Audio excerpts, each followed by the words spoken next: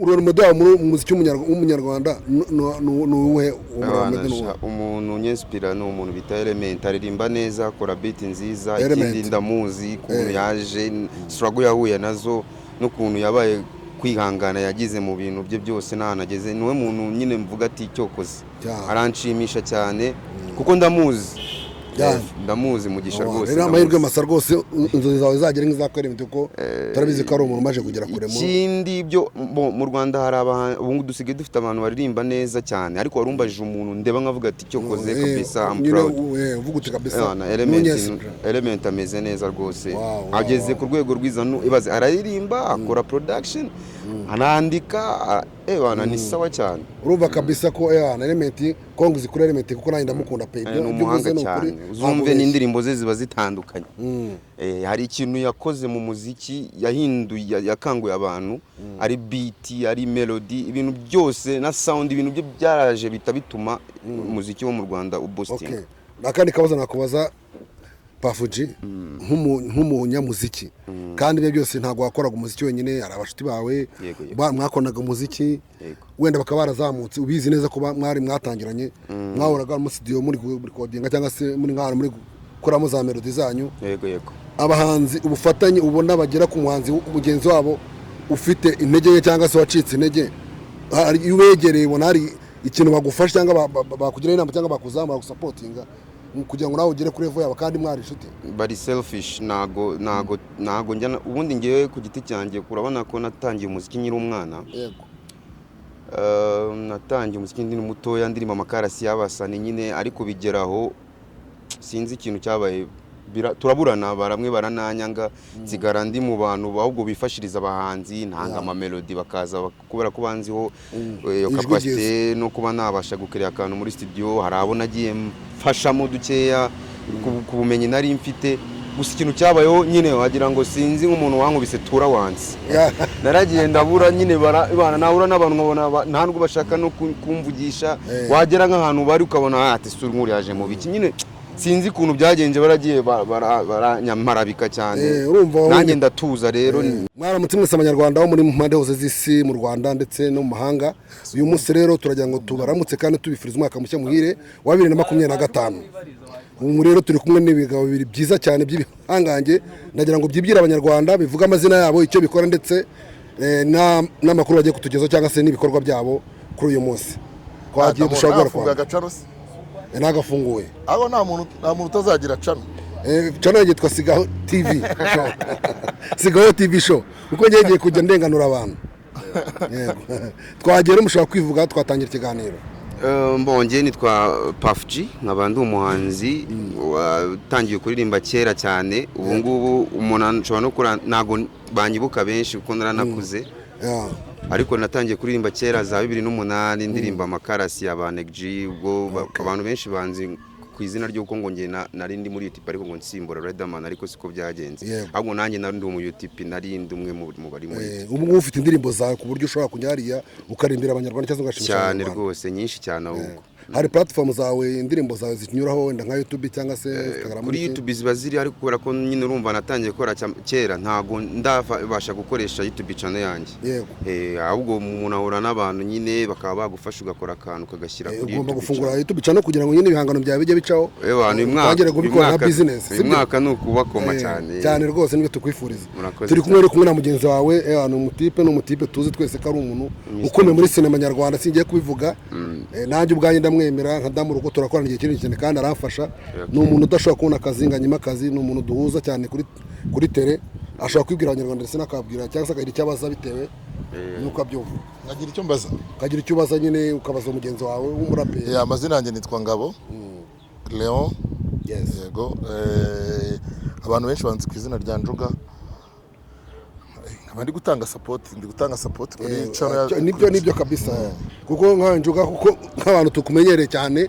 hano muri industry tuzi ko hari abahanzi bese wagiye uzamura kandi bamaje kugera kure nta muntu uraguca no maboko kumbizi ngiye nk'umuntu utanzwe nzi ngo areke kugira ahanagera kuko uri umuntu utera abahanzi amashaba hari benshi nzi nk'aba Afrique n'abantu Njuga yazamuye hari abo bita aba mwana yitwa ndera ahubwo natwe wazadushakiye ba manager natwe mudushakire ba manager yatavuye kumbaza ngo umwana we yitwa uwo mwana yitwa byandi by'ubuhanzi Manike ni umuhungu wanjye urumva Njuga nawe yaramuzamuye ngo ugeze kure kugira ngo n'umuntu ushobora kuba Manike ni umuhungu wawe gute ni umwana wanjye ni umwana wawe mufata nk'umwana wanjye ntabwo umufata n'umwana wawe uwa nijye mbizi uburyo mufatamo ariko n'umwana wanjye kuko ndanamubyaye umwana wawe nabyo ni ahubwo abaye ari umwana wawe ni nabyo byiza cyane twese ko turababyeyi se arya si mwaririmbye nka kayo ni umuhanga cyane ubwo rero urumva ko Njuga kuba mugiye guhura mugahuza mu bintu nk'ibyo ngibyo ndizera neza ko ahantu yakugeza na cyane cyane ko ahantu haba amasitidiyo ariko nanjye iyo duhuye nkunda kumubwira atari kugwa wakoze geste ko nubwo wenda banze kera ubu ngubu banangarura bigakunda ijwi ryawe niryo Njuga ni umuntu uzi gukasinga kandi kuba yaguhisemo ndabizi neza ko aba yashishoje ahubwo Njuga uyu mutipe umufitiye ingamba ki wenda ko muhuye kandi akaba yifuza ko wamusapotinga wowe urabona niwe wahera umuzamura bitewe n'ukuntu yavuze ko yatangiye guhanga kera ubu ngubu wenda akaba yasa nk'umuntu wari warahagaritsemo gake ariko akaba ashaka kongera kuzamura impano ye kugira ngo yereke n'abanyarwanda impano imurimo ariko damuru isi ibintu byose dusigaye twirukamo ni struggle urumva nyine tuba mu isi yiruka idusiga urumva so ni ukuvuga ngo njyewe ntabwo nakwizeza Pafuji ngo namufashe iki urumva ikindi kintu wenda njyewe n'inama ku giti cyanjye nabwira Pafuji ati reba ibyo abantu bari gushaka kano kanya aba ari byo ugenderaho aba ari byo ukora uvuga ngo turi mu miziki n'abanyarwanda ntabwo bari gukora imiziki yabo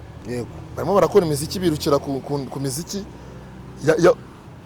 yo hanze usanga arareba araterura indirimbo za Nigeria urafata ba Element barimo barakora indirimbo bahundi bamwita nde waririmbye iriya ndirimbo ngo nono waririmbye iriya ndirimbo bashishuye babyita gushishura cyangwa bagiye ni ugushishura samborera sinuza se Chrisize oya indi ndirimbo noneho bashishuye irimo karakarboro Oliva Ngoma muri Kongo no Oliva Ngoma umutipe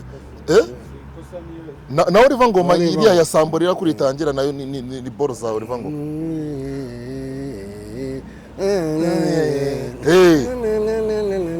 ndayizi ni ya Oliva Ngoma kweli ariko urumva bashishuye no za beat ntabwo bashishuye a melody ntabwo ari beat bashishuye melody iriya melody rero iyo uyishishuye kuriya urumva nyine nibyo ndi kwereka Pafuji nibyo akagombye kugenderaho akavuga ati ibi bintu uyu muziki w'iki gihe nyine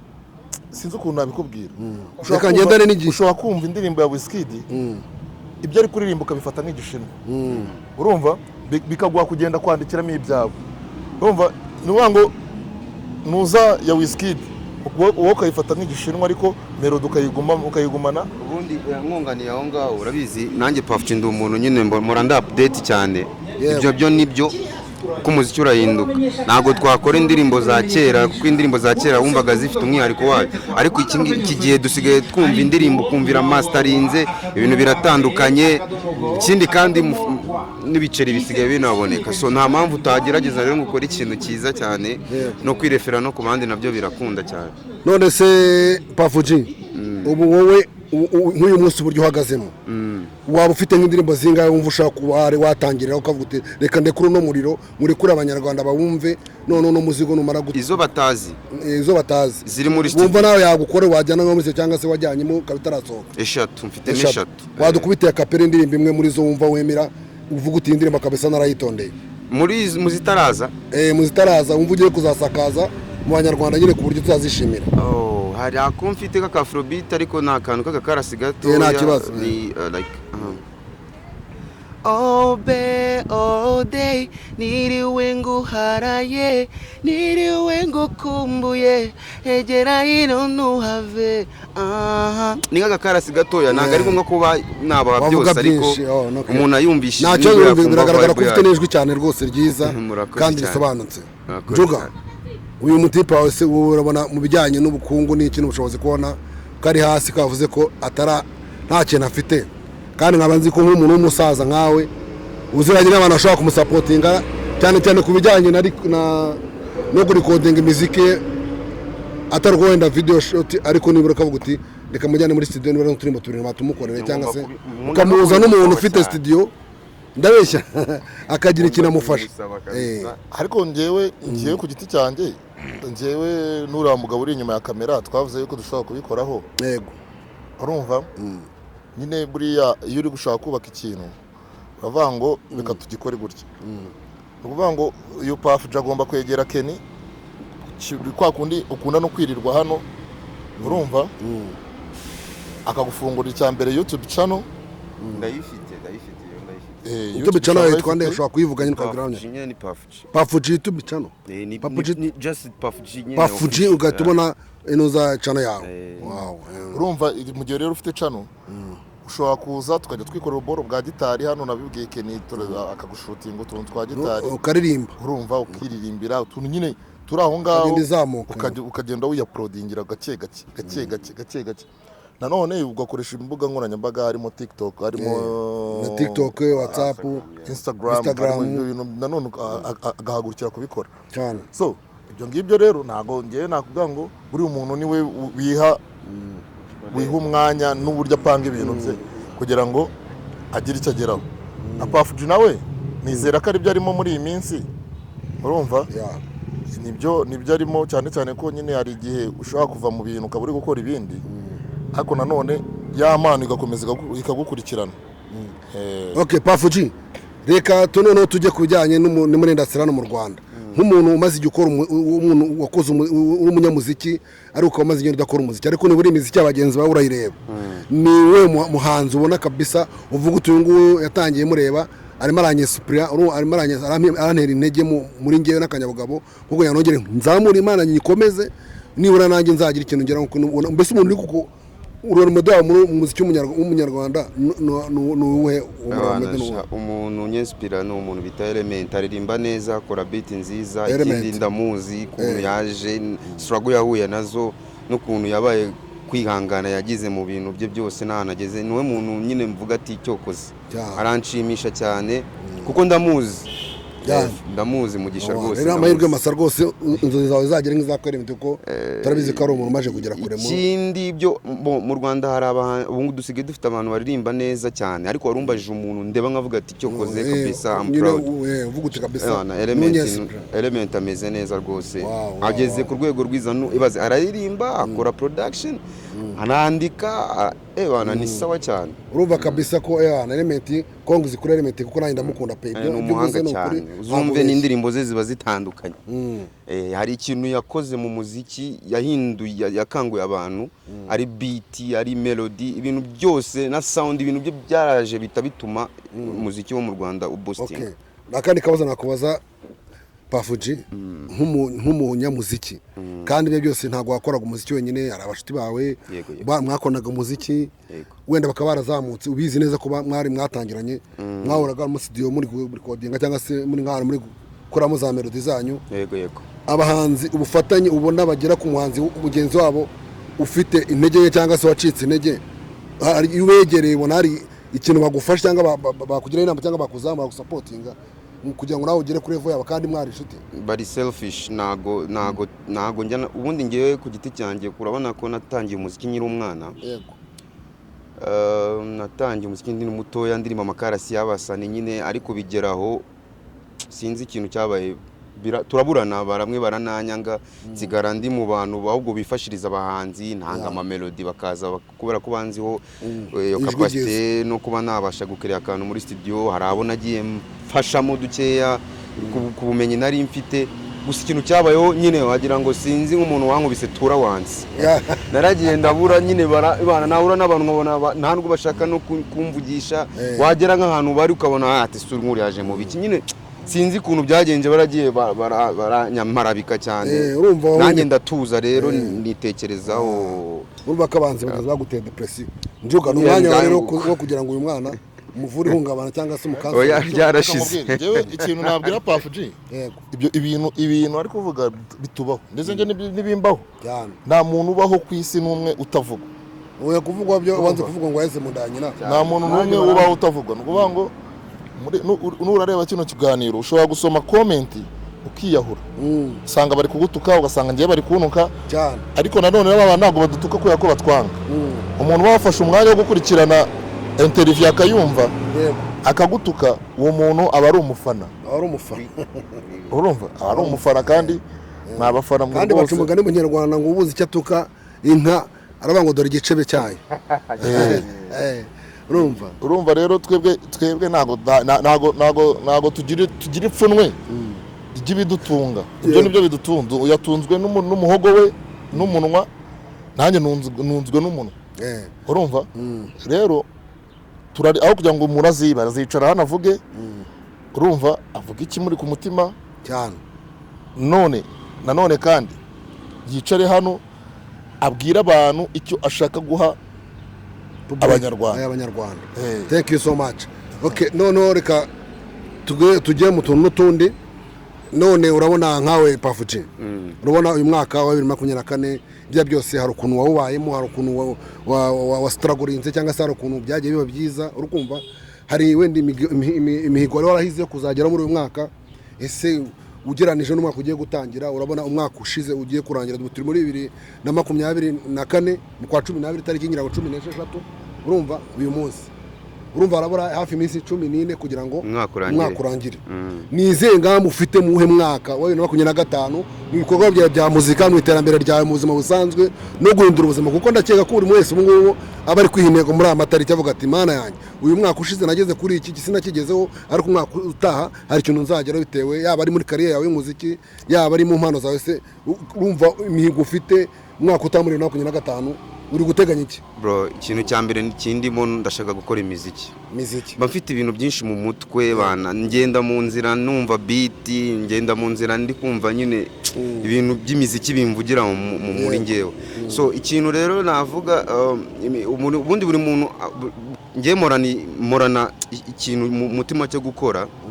none hari ibintu nishyizemo kumva ngo mfite audio nziza hariya iki gukora video urabizi ko muziki urahenze ngewe ikintu ndi gupanga uyu mwaka nduploadinga byaba ari video lyrics byaba ari iki ariko ndashaka kuba kubita imiziki yanjye babyumve ko ndacyari ntago nigeze mpinduka ahubwo no mu bindi bintu byose naranakuze kameme nuko ngo uyu mwaka rero Puff G abantu banzi nka Puff G babambe hafi ndashaka kuba koma imizigo rwose umwaka uri kuza kandi biraba ari sawa cyane tubifashijwemo n'Imana nayo katuba hafi katurinda abantu baba bameze ukuntu none se ko hari umuhanzi w'umuraperi bita ngo Riderman hakaba n'umuhanzi bita Neji General nimba Neji General nimba rindi uramuzi Neji the General ya uriya muhanzi kojya numva imirongo ye nkumva ni Riderman nkumva amajwi yenda kumera kimwe kandi nkumva bose bararapa neza usibye ko habayemo kuba wenda umwe arusha undi bushobozi cyangwa se hari ukuntu ibintu byo byaciyemo neza wowe bari abanzi wumvishe melody zabo cyangwa se amajwi yabo wowe watandukanye udasa cyangwa se wumva ari ndukwesipira ariko amajwi aratandukanye Riderman aririmba uko afite ijwi rye buriya Riderman azi no kuririmba cyane azi no kuririmba R&B Neji w'ikintu muziho ni umuraperi anandika lyrics ziri strong ziri ebana zikomeye cyane hardcore mbo amajwi yabo ntagasa amajwi yabo ijwi ryiza se ni Riderman of course Riderman abatwika kabisa Riderman kabisa Kongs kuri Riderman none se umuhanzi ko najya nkimwumva ko nta cyumva indirimbo ze byanye bita Neji arahari ejo bundi ahubwo hari n'ukuntu twagize gutya duzana Big Godwin dusubiramo imwe mu ndirimbo za Neji nari namurimbiye karasi ya mbere indirimbo bitwa abashomeri so twayikoreye remix iranajya hanze vuba ngaho igiye kujya hanze mu minsi mike cyane twakoze remix ye Big Godwin azarapamo neza ndirimba karasi ni kwa kundi bisanzwe Puff G nyine so nuko ngo baba bahara ahubwo nuko nyine baba bitsimbye ni wamenya ngo umuntu wamushakira he kumufatisha nyine ni ikibazo okay numvikana njuga none se we kubana bano banabahanzi ubona bakizamuka ubona bafite unagazamuka none wa kera ari kumva ko yaracicesheje imiziki niye namo niye nicyo wabwira abanyarwanda mu rwego kugira ngo abana tubafate abafite ubushobozi ibigo by'imari ikintu nabwira abanyarwanda uyu mwaka wa 2025 ni umwaka w'akazi ni umwaka wo kugaragaza ibintu byinshi natwe ubwacu ntabwo tugomba kwicara nta muntu uzajya kwiba mu rugo rw'undi muntu ahubwo ni umwaka wo kugira ngo duhaguruke twebwe dukoreshe ibiturimo urumva bidutunge cyane cyane ko inama nagira urubyiruko uvuga ngo ufite impano nakayiherane muri we ajya agerageza arwane n'isi kugeza impano ye ayeretse abanyarwanda cyangwa yeretse abashaka kuyireba ubwo ngo n'izi bikazara amajye. Ikindi kintu ni ukuvuga ngo uyu mwaka wa 2025 ntabwo tugomba gucika intege nta muntu ugomba kuza aguca intege abacantege bo nibabura urumva baruzuye ni nabo gusa bigendera nanjye ndi mu bantu baca abandi intege ntabwo njya nikuramo kimwe nk'uko nkawe n'abandi urumva ntitukavuge bariya gusa umuntu wese afite kote faible rero ntabwo umuntu yakora ikintu kibi urumva ngo muce intege ahubwo mutera courage ngewe nkamubwira ati ibyo bintu ni sawa cyane urumva ariko nanone iyo courage hari abantu benshi nyine babona ko cyangwa batekereza ngo runaka ni umukire ngo yadufasha ibi n'ibi nanjye mba ndi kwihiringa ndi gushaka ubuzima n'ejo hazaza ariko iyo support mfite ku muntu iyo nyishoboye ndayitanga urumva support mfite ku muntu iyo nyishoboye ndayitanga rero icyo nshoboye nzajya nyitanga birumvikana rwose rero ndumva ebana ari ingamba mufite ari byo mwifuriza abanyarwanda ari naho muri kugira urubyiruko ni ibintu byumvikana kandi ni ibintu bisobanutse none ndagira ngo nkawe we musore wo muhanzi yitwa Pafuji rwose ari umutipe bitara ari umuhungu bita Didi nimba ari Gigi uri wabyinaga kera mu bintu byarabyo by'amasozi urasaba uri mukuru we cyangwa murumuna we Gigi nimba atari Didi Gigi yaramansuraga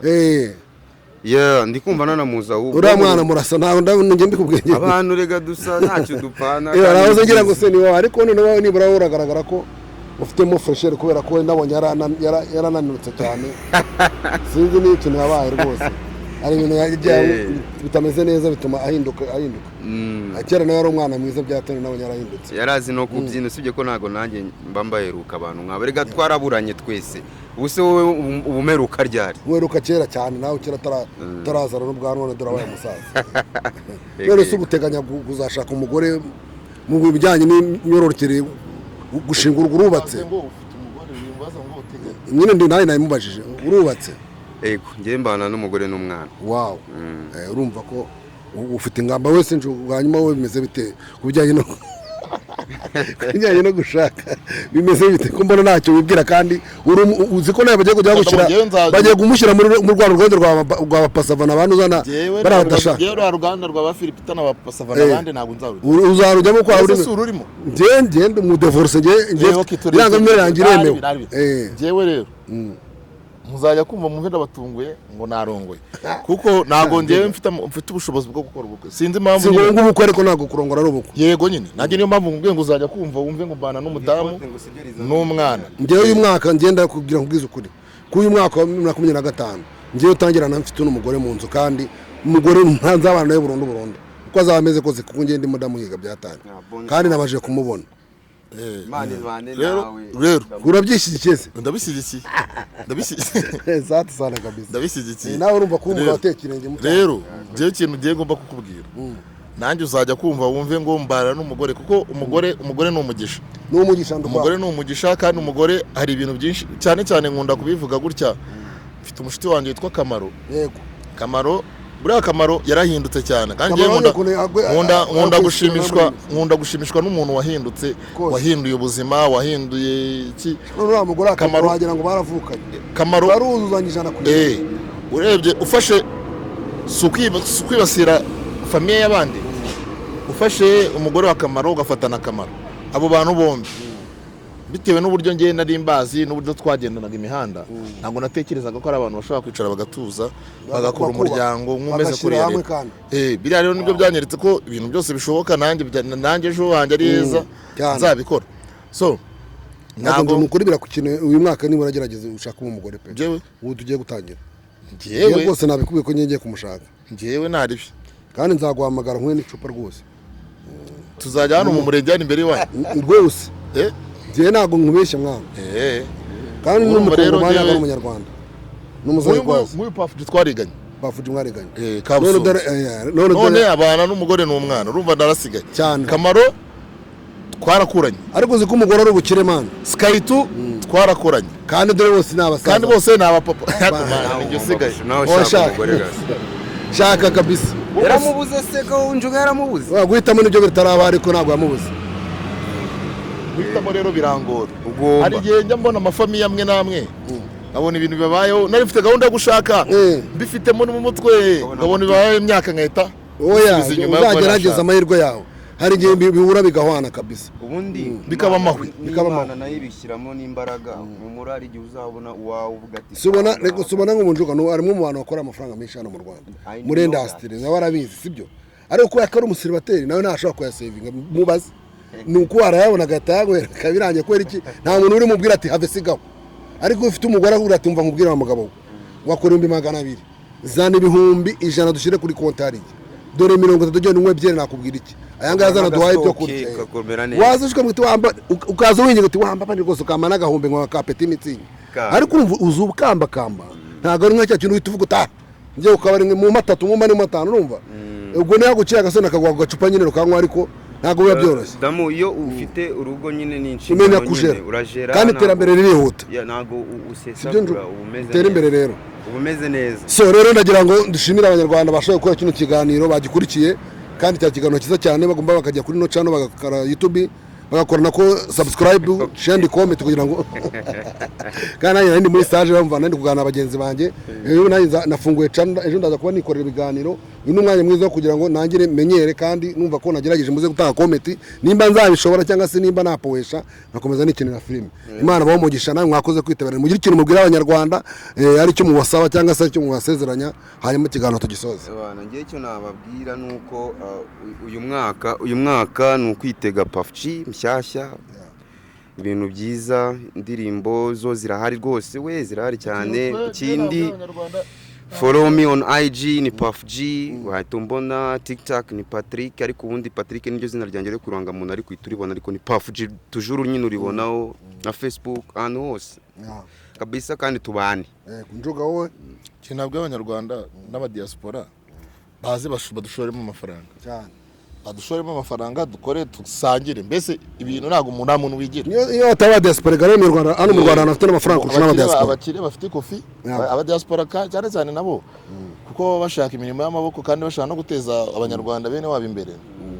nabo bagire barambura akaboko baze badushoremo twe twikorere dukora ibintu bizima urumva nk'ubu Pafuji abonye umuntu umumanaginga kumutwara neza mu muziki yakora ibintu binini asante yakora ibintu binini murakoze cyane murakoze cyane no kuba mwitewe kino kiganiro tuba twagana neza mwumvisha imigabo n'imigambi Njuga afite mwumvisha imigabo n'imigambi Pafuji afite mwumvisha inama bagira abanyarwanda mwumvisha ibitekerezo byabo mwumvisha ndetse ko Pafuji agiye kuba imiziki myiza kandi yifuza n'inkunga na support isoboka ku munyarwanda wese ufite urukundo murakoze cyane imbuga nkoranyambaga zabo mwazumvishe mushaka imbuga nkoranyambaga mwazumvishe mujanye mu kamafollowinga Njuga imbuga nkoranyambaga ngira ngo ni Njuga cyangwa se rwose nzira barabyivugira cyangwa se ni Njuga urumva mose mukabafollowinga mukajya mukurikirana ibikorwa byabo murakoze nakagaruka Imana bamugisha umwaka mucya muhire.